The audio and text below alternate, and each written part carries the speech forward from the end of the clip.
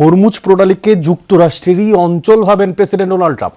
আবার এই জন্য তেহরানের সাথে চুক্তিতে যাওয়ার প্রয়োজনীয়তা আছে বলেও মনে করেন না ওয়াশিংটন। এক জনসভায় দেওয়া ভাষণে এমনই বক্তব্য করেছেন প্রেসিডেন্ট ডোনাল্ড ট্রাম্প। এদিকে নিষেধাজ্ঞা আরোপের মার্কিন সিদ্ধান্তকে অবৈধ আখ্যা দিয়েছে ইরান।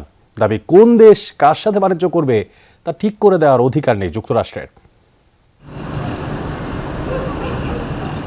সামরিক থেকে ক্রমেই অর্থনৈতিক ফ্রন্টে গড়াচ্ছে যুক্তরাষ্ট্র ইরান যুদ্ধ।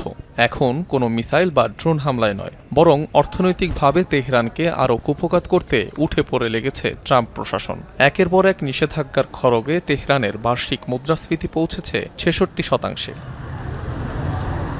কদিন আগেই বিশ্বের ব্যস্ততম জলপথ হরমুজ প্রণালীকে মার্কিন অঞ্চল হিসেবে স্বীকৃতি দেওয়ার ঘোষণার কথা জানান প্রেসিডেন্ট ডোনাল্ড ট্রাম্প। এবার সরাসরি বললেন, জলপথটিকে এখন নিজেদের সম্পদ মনে করে যুক্তরাষ্ট্র।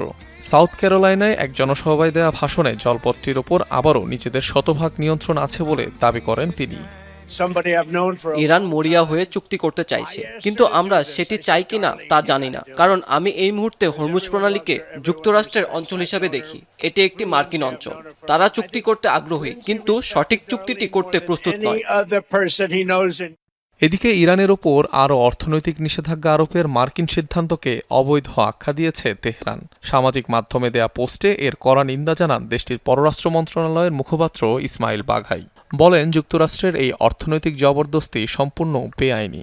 এটি জাতিসংঘের সব সদস্য দেশের ওপর যুক্তরাষ্ট্রের সিদ্ধান্ত চাপিয়ে দেওয়ার চেষ্টা। মার্কিন সিদ্ধান্তের কোনো আন্তর্জাতিক আইনি ভিত্তি নেই। কোনো সরকারেরই বিদেশি ব্যাংক, ব্যবসা প্রতিষ্ঠান এবং বিমানবন্দরকে তৃতীয় দেশের সঙ্গে বৈধ বাণিজ্য করা থেকে বিরত রাখতে বাধ্য করার অধিকার নেই।